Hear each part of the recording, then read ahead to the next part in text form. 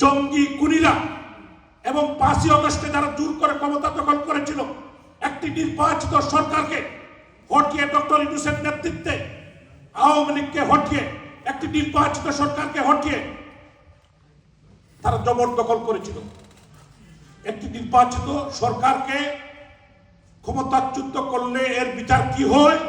Capital punishment according to constitution of Bangladesh. যারা ভুলে যাচ্ছেন, মনে মনে প্রহর গুনতে থাকেন, এই কুনি চিলড্রেন পার্টির যারা যারা পুলিশ হত্যা করেছে, আমাদের মা বোনদেরকে হত্যা করেছে, আওয়ামী লীগের পনেরোশো নেতাকর্মীকে হত্যা করেছে, আমাদের 26 জন আমাদের সহযোদ্ধা আমাদের নেতৃবৃন্দকে জেলের মধ্যে হত্যা করেছে।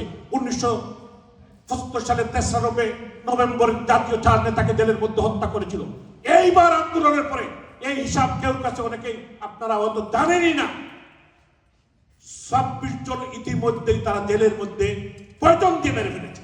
এদের হয়ে হত্যাকাণ্ডের বিচার করতে হবে।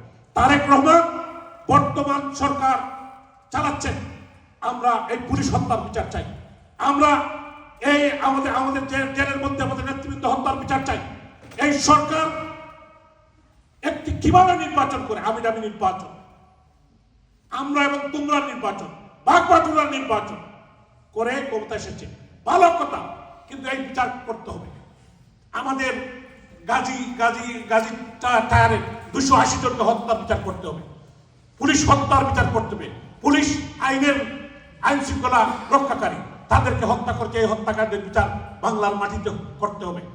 এবং যে সকল ছাত্র যুবককে হত্যা করেছে এই জঙ্গিরা, মেটিকুলাস ডিজাইন মাস্টার প্ল্যান করে আবু সাইদ মুক্ত সহ যাদেরকে হত্যা করেছে, আওয়ামী লীগকে, বঙ্গবন্ধু কন্যা শেখ হাসিনাকে মানুষের কাছে, বিশ্বের কাছে প্রশ্নবিদ্ধ করার জন্য এদের বিচার করতে হবে। জননেত্রী শেখ হাসিনা যে ইনকোয়ারি কমিটি করেছিলেন, সেই ইনকোয়ারি কমিটিকে বাদ দিয়ে ইন্ডিপেন্ডেন্ট দিয়েছে। কার সাথে, কাদেরকে রক্ষা করার জন্য আমরা বিচার বিভাগীয় তদন্ত চাই এবং এদের বিচার করতে হবে।